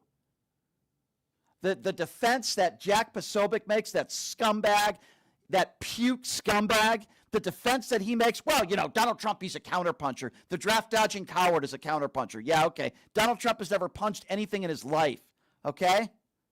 Give me a break. Counterpuncher. What, because you insult people and you have no moral stance on anything and you're a piece of human scum, a draft-dodging, adjudicated, abusing, 34-count felon, piece of human scum, a turd? That makes you a counterpuncher? Oh, what a fighter. What a counterpuncher he is. Why? Because he has third and second grade insults to people? That makes him a counterpuncher? You scumbag, Jack Posobiec, you scum. Man, I hope I run into him in Phoenix, and I will say it to his face, that wussy scumbag, counterpuncher. God forbid somebody in your family is murdered, and then an elected official that's on the left wouldn't do it, but if they said negative things about members of your family, and then the excuse that a left-wing person would say, oh, well, you know what? They were just counterpunching. You scumbag, you. Speaking of scumbags, you might have heard this name before, Sheldon Adelson. He passed away years ago, one of the biggest contributors to the Republican Party in the history of this country. I was never a fan of Sheldon Adelson. I think he screwed a lot of people over as far as money is concerned. He's lost plenty of lawsuits, and it's the way he's lived his life, in my personal opinion. His wife might be the biggest dumbbell in history. Yes, that's right. Sheldon Adelson's wife, in my opinion, one of the biggest dumbbells in history. She doesn't know what to do with all of her money. So what does she do? She donates $250 million to the Trump campaign. Money well spent. Money that could have been used to feed the homeless. Money that could have been used to help people that need medical help, that can't afford what they are paying for right now. They can't afford it. All the people that she could have helped with all that money, but instead she donates $250 million to the Trump campaign. Yeah, very well done. You might as well have donated $250 million to the Klan while you're at it. And this dumbbell is talking about how she met with Alan Dershowitz, and they're talking about how can we get Donald Trump another 4 years. She doesn't even understand what it says in our Constitution because she's so stupid. And the crowd is chanting 4 more years because they're also stupid. And now she's claiming that she's going to give Donald Trump another $250 million if he can run for a third term. This is how stupid this Adelson woman is. Have a listen to this. And now I met Alan Dershowitz, and he said the legal thing about 4 more years. And I said, Alan, I agree with you. So we can do it. Think about it. Alan's here someplace. Where's Alan? Alan is here. Oh, he had a flight. Alan is here. Think about it. Thank you. Maybe I will be the first one who told me, or second. Yeah. She said, think about it. I'll give you another 250. I will give. But her husband, Sheldon, was an amazing guy. No, he wasn't. No, he wasn't. Nothing amazing about Sheldon Adelson. No, he wasn't. Nothing amazing about this man, as far as I'm concerned. And his wife is a dumbbell. How could we get Donald Trump back in office for a third term? I was talking to Alan Dershowitz, Epstein Island Dershowitz. I was talking to Dershowitz about how we can donate another $250 million. We got to get him in there for another third term. What a disgrace you are to Las Vegas. You and your husband, quite frankly. I don't care whether he's dead or not. I think Sheldon Adelson was a disgrace. And I think you're a disgrace, and you're an embarrassment to Las Vegas. The fact that for a moment there, you actually believe that Donald Trump could run for another 4 years and you would donate another $250 million makes you the dope that you are. I want to open up the phone lines for some of you out there, 702-221-72. And again, that number, if you'd like to be a part of the conversation, is 702-221-7283. If you'd like to be a part of the program, there's a lot that we've discussed today that I want to get your thoughts on. How do you feel about Rob Schneider and James Woods? So they're speaking out against Donald Trump for the first time ever, maybe. And they're talking about Donald Trump's statements that he made about Rob Reiner. Should we give them any credit? Or do you think I'm being too tough on them? I certainly want to get your thoughts on that. Marjorie Taylor Greene doing an interview with Caitlin Collins yesterday. Want to get your thoughts on that as well. And the right-wing turds like the Jack Posobics of the world and others that are calling Donald Trump a counterpuncher, that is the excuse they are using. They're calling Donald Trump a counterpuncher, these far right-wingers. Why are they calling Donald Trump a counterpuncher? Because of the statements he made about Rob Reiner. So I certainly want to get your thoughts on that as well. What do you make of Adelson claiming that she wants to donate another $250 million to Donald Trump if he can run for a third term, because he's talked to Alan Dershowitz about how they can make that happen? I mean, these people are just disgraceful, and it goes to show you, at least in my opinion, how stupid Adelson is. Oh my God, what a dumbbell. But then again, if you're donating $250 million to the Donald Trump campaign, I can't imagine you're very intelligent to begin with, or at least you have no moral decency. That's what I would say. All right, let's start off with Joseph. Joseph is first up on PTL. Hi, Joseph. Hey, Brian. All right, here's my piece. Hearing about Rob Schneider and James Wood talking about Trump, I do believe that what they're saying is right, because this is Trump is known for. He's known for being a bully type. He doesn't even show compassion like Rob Reiner would. And personally, the whole counterpuncher thing goes to show that Trump has never punched anybody in his life. He's never fought in a ring with anybody. I mean, if he was going to go toe-to-toe with Gavin Newsom, I would root for Gavin Newsom to show him what a counterpuncher does. Yeah, I think that's a good point. The excuse that MAGA is making that Donald Trump, or at least not all of MAGA, but some, like the Jack Posobics of the world, that somehow Donald Trump is a counterpuncher is the dumbest excuse I've ever heard in my life. And it's also not true. Donald Trump is not a fighter. Donald Trump is a coward. How do we know this? Because he's a draft-dodging coward. How do we know this? Because anybody that uses the terms and the words that he uses when he disagrees with a journalist.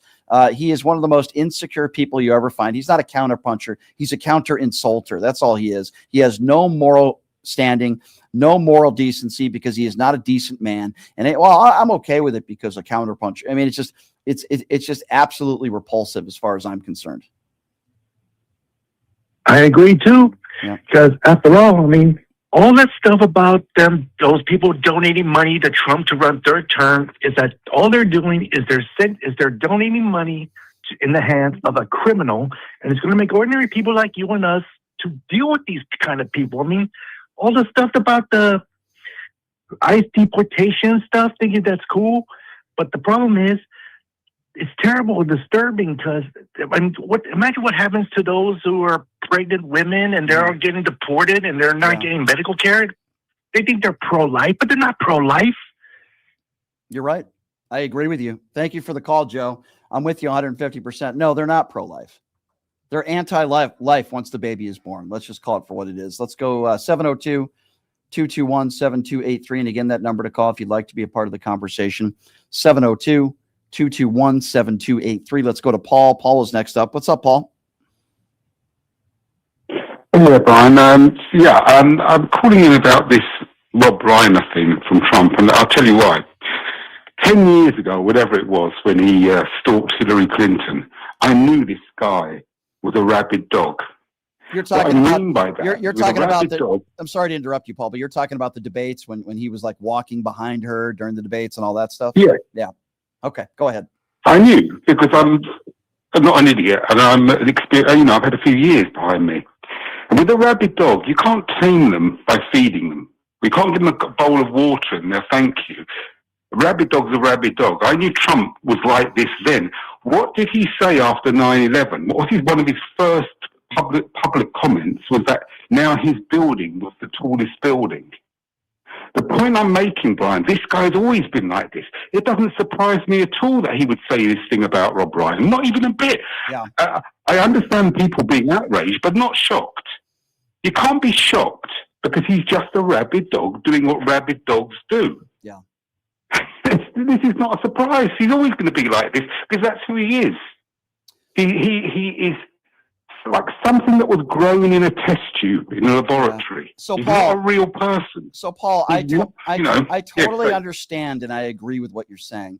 I can only come from my perspective. I wouldn't have been surprised that Trump's probably going to take a cheap shot at Rob Reiner. Maybe he'll call him a Marxist or something. But even I was a little bit surprised at how sick that tweet was, and then doubling down on it the next day. Even I was a little bit surprised. I just cannot believe the times that we are living in today. I cannot believe how despicable our president is. And I just, no compassion. This man has no empathy, no compassion. And I just don't know at this point how anybody still can support this man. I just don't understand it. Brian, I agree with you 100%. I agree with everything you said, except for the one thing I'm pointing out is, after 9/11, one of the most atrocious, one of the worst things that's happened to America, his comment was, "My building's now the tallest." That's your red light. That's your red flag. I remember. That tells you who he is.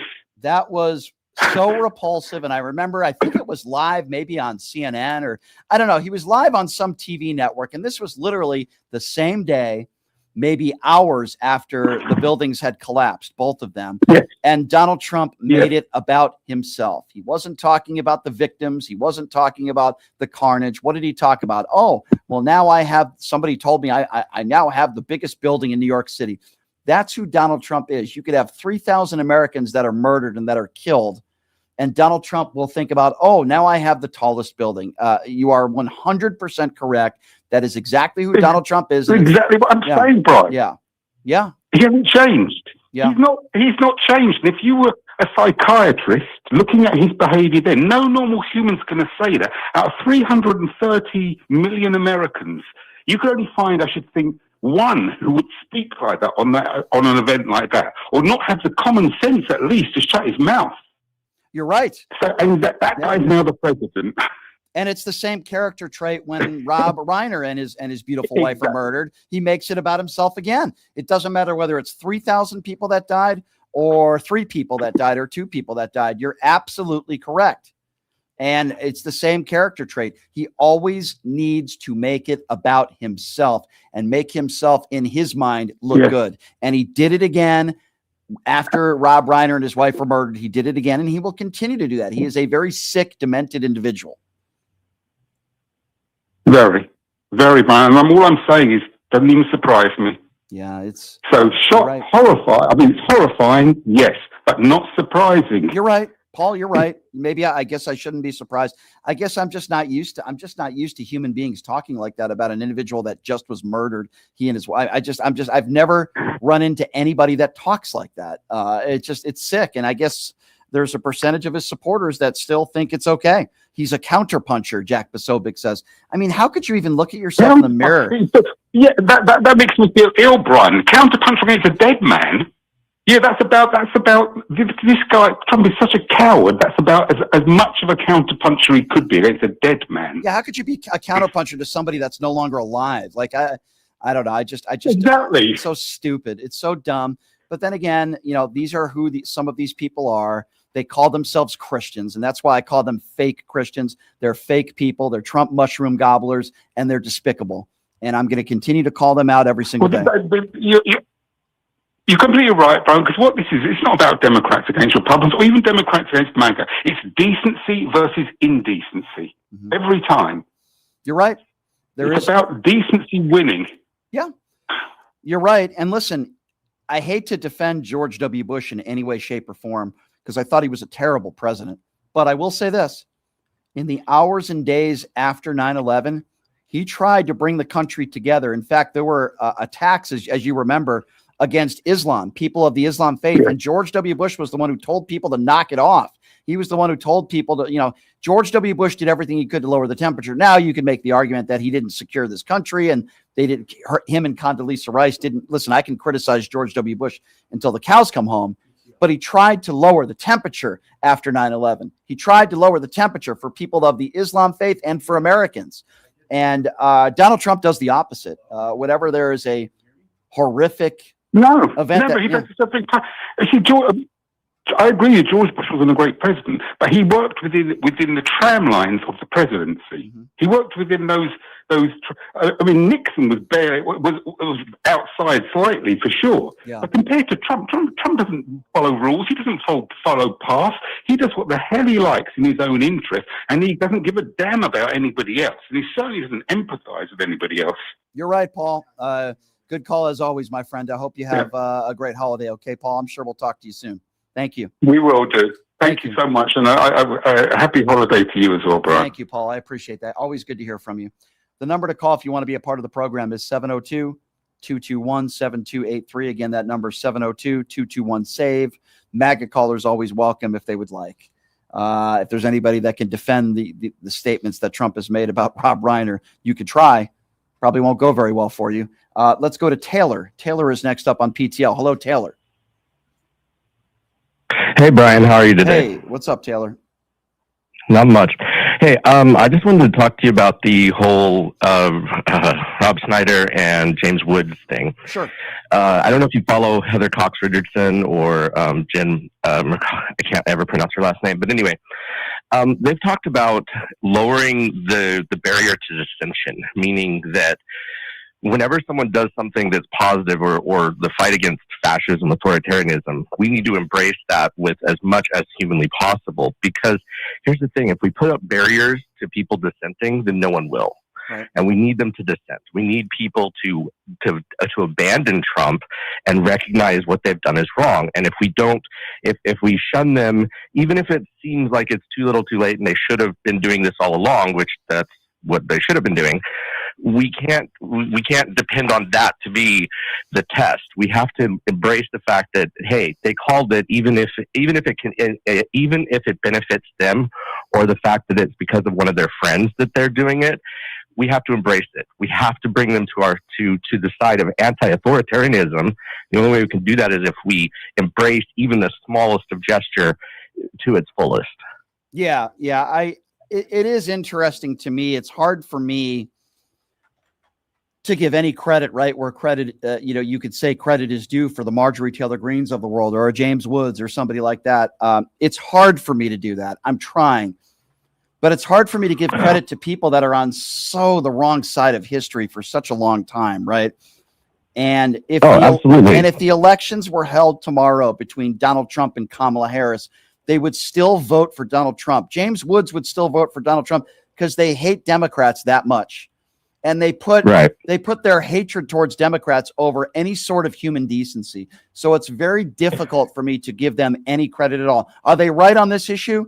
Yes, they are. When it comes to Trump's statements about Reiner, sure. But what good is it when they would still support this guy? Sure. But here's another thing that you need to consider is that they have demonized, no pun intended, Democrats to the point that they think we're completely evil. Yeah. And they justified their white Christian nationalism through that lens, that anything that happens to us is acceptable because we are evil, because Democrats are evil. That's not accurate. It's not true, but that's what they've been taught for such a thing, for such a wage. And that's how Trump has been able to weaponize them, is that he capitalizes on that perception that that the Democrats are evil. And when you put it in that context, it's a battle of good versus evil. It was kind of what Joe Walsh was talking about. And so that's how they justify even the most heinous of actions, is because if you're fighting evil, you're in that battle of the movies of good versus evil. So you're going to do whatever it takes to win your side, right? You're going to do what it takes to defeat evil, even if it's not true. And so that's why having them, dissent, even in the smallest of ways, is something. We don't have to appreciate that they've done, that they've done anything good otherwise. We don't have to say that, okay, all's forgiven. No, we can say, look, you guys have effed up quite a bit, but we'll accept the fact that you're willing to embrace that this was a bridge too far for you to go. Yeah, I think that's really well said, my friend, and I really do appreciate your call. Good to hear from you. Thank you very much for your phone call. I agree with everything you said there, my friend. Number to call, by the way, is 702-221-7283. There's a lot of topics that we've been discussing, of course. Fallout again from Donald Trump's comments, despicable statements about Rob Reiner, the loss of Rob Reiner and his wife, how some people on MAGA are still defending it. I just don't know how. And I also do find it interesting that they wanted all these people fired all over the country for saying negative things about Charlie Kirk or celebrating his death, which, by the way, I would never endorse. But then when their own president says it, they're silent because they are all a bunch of phony, fake Christian cowards. That's who these Trump supporters are. 702-221-7283. Let's go to Chris. Chris is next up on PTL. Hello, Chris. Hi, Chris. Are you there? Earth to Chris. Is Chris in the building?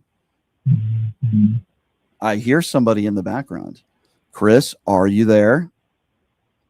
Is there a Chris that's available to speak? Chris? How's it going? How's it going, Brian? There you are. I was worried for a second. I was like, where's this guy, Chris? Did he fall asleep on me? Am I that boring? No, that's just typing something. I find it ironic, the people that claim to want empathy for Charlie Kirk's behalf are so fast to, throw the empathy card out the way. Preferably the president, even though, as you say, it was a Pope that got Polisic or whatnot. Mm-hmm.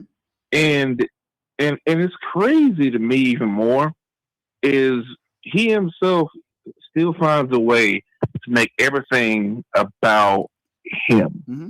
the president, that is. Classic narcissism. That's what it is. It's classic narcissism, a man with no empathy and a mentally ill man. Let's just call it Donald Trump. Is he a horrible man? Yes, but he's mentally disturbed. It's crazy because, even at a memorial, you found a way to make it about you. And it's just you want to say narcissism. At this point, it's beyond narcissism. It's just you just think he's just the world at this point, and everyone is just here. Does he actually realize he has to stay in power? Is it just me, or is he not the only one recognizing it? And Brian, I want to talk to you about something. I remember when you did Pierce Morgan with Amazing Lucas. Yeah. And ironically, he actually said some points to which I can honestly say he actually kind of shut them up, majority of them on the panel, because Pierce does this thing all the time where he tries to switch to tone policing, but at the same time never actually addresses what I watched I guess then he never actually addresses what he says, in which they all sling the mud but when it's kind of really play in the mud, all of a sudden they want to pearl clutch and cancel people. Cancel people for even mentioning Charlie Kirk's what he actually just said, and people get fired. And all of a sudden now, when Trump says this, you still got people trying to find a way to defend this. What are we doing here? Is it decency as I've said before, and I will repeat again, and I am not using hyperbole, and I am not trying to gaslight. If in fact Donald Trump molested a child on camera, there is a percentage of his base that would still support him. So if they would support him in that situation, of course, if he's attacking and saying grotesque things about a man and his wife who were just murdered, I guess it shouldn't shock any of us. That's really how I feel. That's how despicable this man is. It didn't really shock me. It's kind of on brand. It's just most of the case of all of a sudden it's every pig on both sides plays in the mud, but you can't play in the mud right now because I feel entitled enough to actually to own the empathy card right now, instead of actually standing on what you will say the party of F your feelings and all that, and it's just jokes. You're gonna lighten up. You're right. And it's crazy, Brian. And I kind of see this is what drives people like Destiny and Amazing Lucas to do the stuff they do, because apparently just don't go into the empathy. It always standing out the hand that I despise. I hate when leftists do always try to extend out, give them grace. Constantly, they always want to burn the landscape. And you're right. Consider you are considering standing out the hand and giving grace is a weakness. No, you're right. Retrospect, Lucas was the guy that was pretty much saying, you know what? Yep. I'm sure maybe the only way you get to you. Listen, I didn't agree with. I appreciate the call, by the way. I didn't agree with some of the memes that he used after Charlie Kirk had been murdered. I didn't agree with that. I agree with some of his other stances, but I did not agree with that. I do appreciate your call, my friend. Thank you very much. Let's go to Mike. Mike is next up on PTO. Hello, Mike. Hey, how you doing, Brian? Good. What's on your mind? Well, good. By the way, you have a great show. I love I love the interaction, and you get to really see what's going on. I want to posit this theory on you. Sure. And I think it kind of falls in line with what has been going on.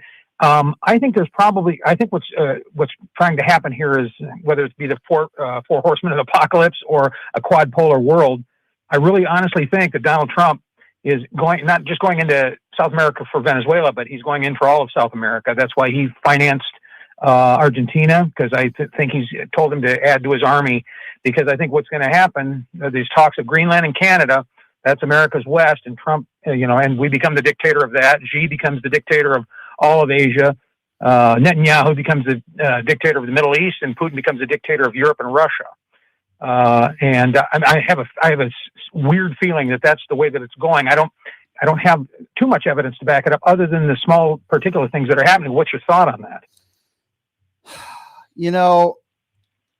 I'll start by saying this. If you're going to mention Vladimir Putin and the coddling, for lack of a better term, Donald, with evil, murderous dictators, I thought one of the most embarrassing moments so far in the last year, and there's plenty of them, and I think you'll agree with me, is when Donald Trump rolled out the red carpet for Vladimir Putin on American soil.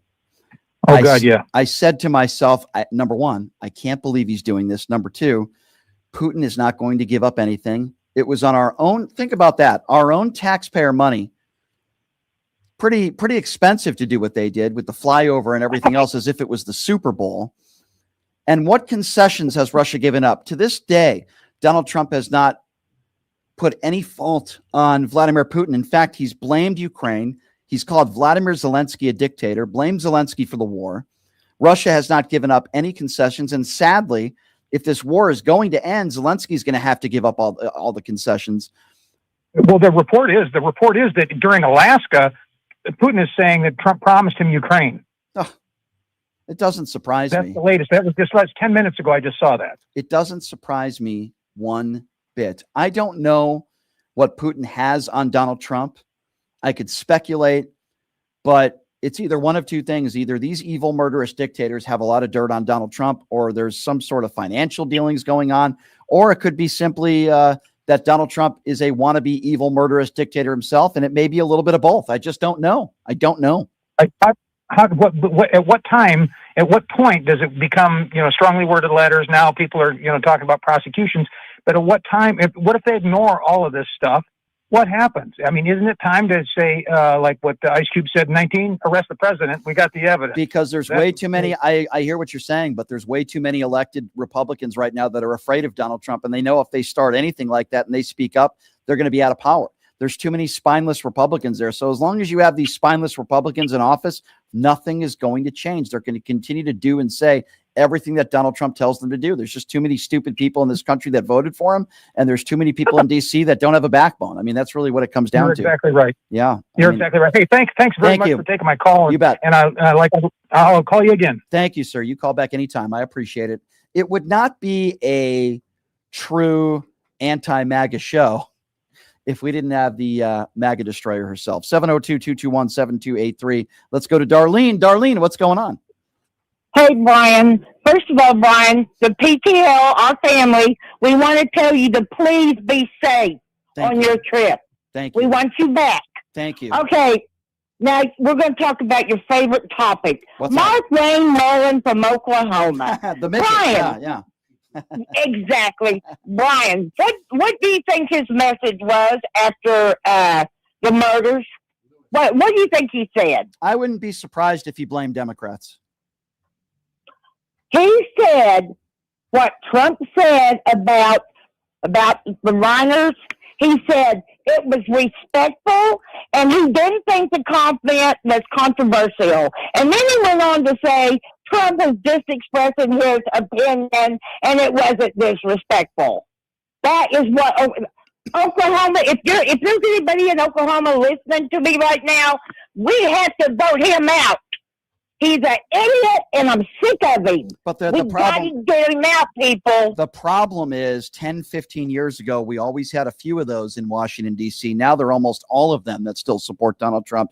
There's like 100 Mark Wayne Mullins out there. That's the problem. There's so many of them that even if Mark Wayne Mullen is voted out, you still got plenty of others out there that are just as dangerous as he is. He's a nut, and he is a Trump mushroom gobbling 4-foot-tall fool is what he is. And like I said, there's plenty of Mark Wayne Mullins out there, and that's what is very disturbing to me. I am so sick of Trump people saying, "Oh, it's just Trump. Oh, it's just Trump. Whatever he says, it's okay." Yeah. Well, you're all wrong. It's not okay. Yeah. That's what I got to say. It's not. And we love you, Brian. Thank and you be safe on your trip. I will, darling. That's very nice of you to say. I will, and I appreciate you. Thank you so much. Let's go to Lucky. Lucky Dragon is next up on PTL, 702-221-7283. Hello, Lucky Dragon. Hey, what's up? Hey, I don't know what's going on, but I just want to give a shout out to everybody on YouTube chat, because for some reason I am like blocked from YouTube. And Darlene, everybody who's out there, I don't know why all my chats don't even show up. I don't know. Weird. I don't know. I don't know what to tell you, my friend. Maybe we'll have to. I've never been put on timeout. I don't know if you guys have mods or anything. It's kind of weird. Well, I'll take a look. I changed my name. Give me an email. Give us an email, and then we'll try to look into it for you. Did you have anything that you wanted to say about the topics that we're discussing today? Now that we have you on.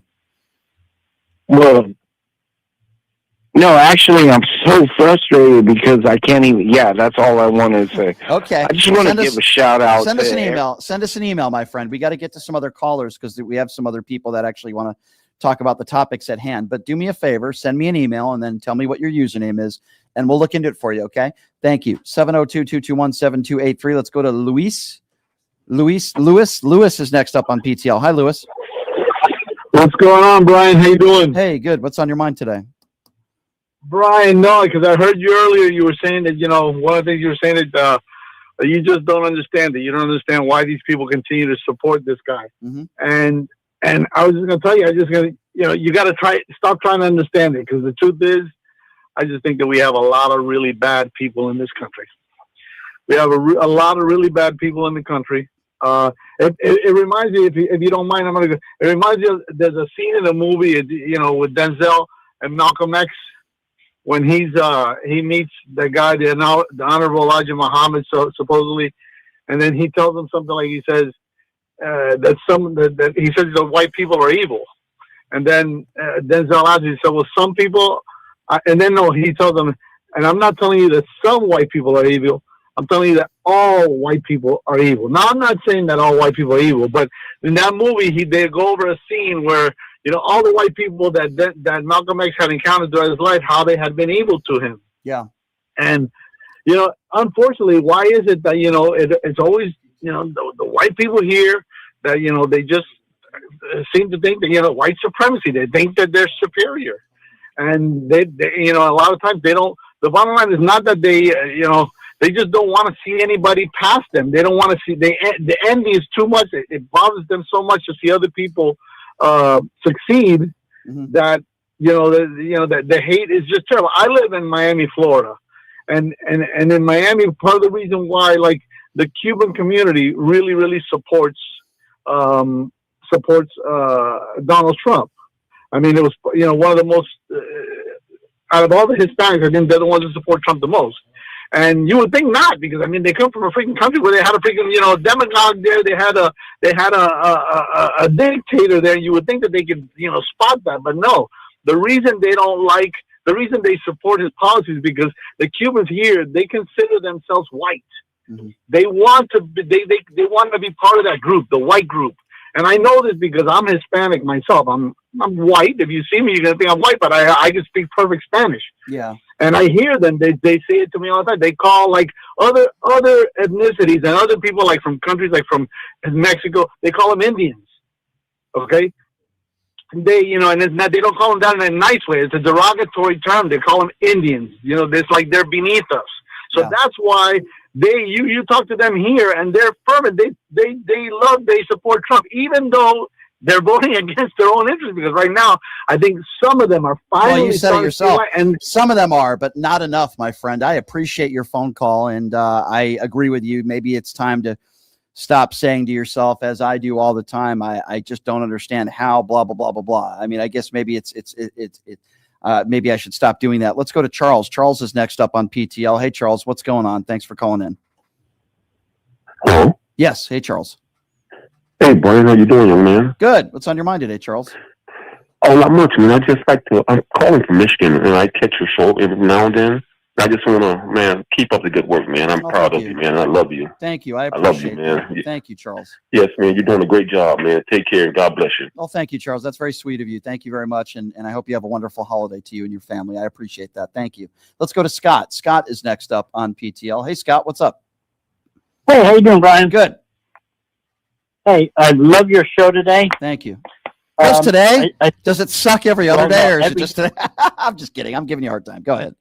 No, that's fine. No, my wife got me hooked on you, and I was like, this wait. Is my wife? Wait, your wife is hooked on me too? That's not good. Yeah, that's not good for your marriage, Scott. I'm giving you a hard time again. That's two. I'm going to shut up now. Go ahead. she knows what you're doing, and I like because she says that she plays you when she walks in the door, and then she wakes up in the morning. She plays your rerun. Oh, that's nice. I was like, What's your wife's name? Really, Carol. Well, tell Carol I said thank you. I'm glad she enjoys the show. I appreciate that. Yeah, I'm really struggling to try to figure. I work with a guy who is a Republican. We don't talk politics because we're totally at different odds. Yeah. But I mean, he's one of my closest friends. But I try to understand their mindset to why do they vote for certain people and why they vote for the way they do. But I really come to the conclusion that they're only going by what I think Trump actually says stuff to make them feel good, and that's what they go by without even researching exactly what is he about.